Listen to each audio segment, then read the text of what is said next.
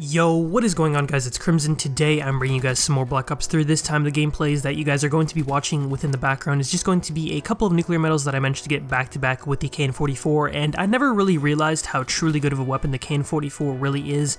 I've always pretty much said throughout the entire year of Black Ops 3 that the Man of War and the M8A7 were the two best assault rifles within Black Ops 3 just because of how powerful they are, especially at a distance, just because obviously assault rifles usually tend to do really well at a distance, and I never really realized how solid of a weapon the KN-44 really is, and in certain situations it can actually be better than the Man of War and the M8A7. Only in certain situations though. I would still say that the M8A7 and the Man of War are easily the two best assault rifles within Black Ops 3, but the KN-44 is probably a solid third best assault rifle within all of Black Ops 3, just because of the fact that it can do certain things that other weapons can't, especially if you use the class setup that I'm using. I'm using in most gameplays that I use on the KN-44, not within these gameplays just because I actually prestige my KN-44, but pretty much every single time I'm using this weapon, I use grip, extended mags, and then rapid fire. I don't actually use stock on the KN-44, such as with most assault rifles in pretty much every Call of Duty. I've always used stock if it is an option, but I don't use it on the KN-44 just because of the fact that the KN-44 sort of acts like a submachine gun, so that's why I feel as if it's not really necessary. Plus, this is a futuristic Call of Duty, so you have all of that movement so that you don't really need stock on certain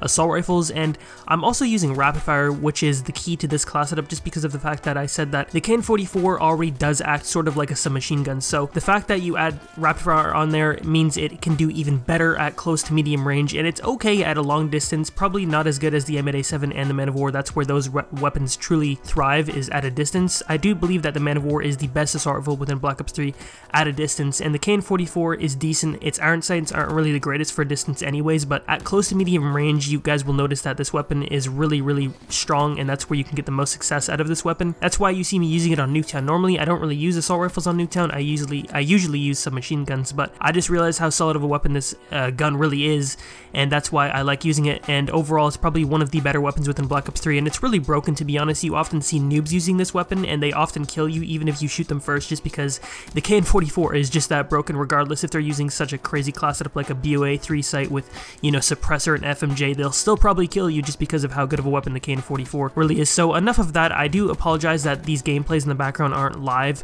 I was just casually sort of playing with a friend, and I didn't really expect to get any nuclears or anything like that, but still, regardless, they're pretty entertaining. In the first gameplay, I actually should have had a triple nuclear, the one that you guys are watching on Nuketown, just because I ended up getting a really fast nuclear about 50 or 60, 70 points into the game, something like that. Then I went on a really fast 13 gun streak, and then I got gravity spiked before the second round even had started, and then when the second round had actually started, midway through, I was already on a 20 plus gun streak, and then I got gravity spiked again, so that was really depressing. And then the second nuclear streak that you guys are going to be watching is on Redwood, which is pretty nice, and I'm playing completely solo in that one. So today I actually wanted to bring you guys just a couple of updates on what I plan on posting for my channel within the future. So I have been posting a little bit of Infinite Warfare here and there, and then a little bit of Black Ops 3, and that's basically what I plan on continuing to do. I plan on maybe playing Black Ops 3 for maybe 2 or 3 days out of the week, and then I'll play Infinite Warfare for 2 or 3 days out of the week, and then depending on which game has a double XP weekend or something like that, then I'll probably prioritize that game, just because usually when it's double XP on Black Ops 3, I like to play Black Ops 3,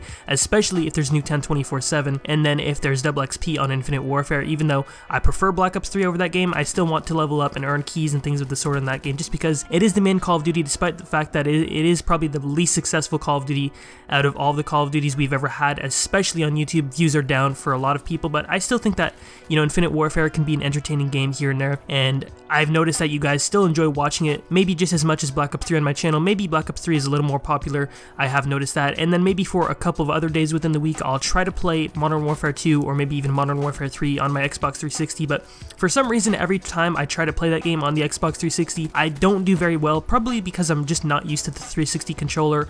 I mainly played Modern Warfare 2 in its prime on the PlayStation 3, or excuse me, Modern Warfare 3, and that's why when I actually play Modern Warfare 3 on the PlayStation 3, I do really well, but the lobbies on that game just really aren't that great. The graphics really aren't great either, and the connection is very poor as well. So that's just sort of the updates I wanted to bring to you guys. I do also plan on buying a new mic soon for live commentaries, just because I know the one I have right now isn't really the greatest, so I'll probably be buying a new mic within a month or so. So that's basically going to do it for the video and the updates overall. I hope you guys did enjoy the video. If you guys did, be sure to leave a like, and I am out. Peace.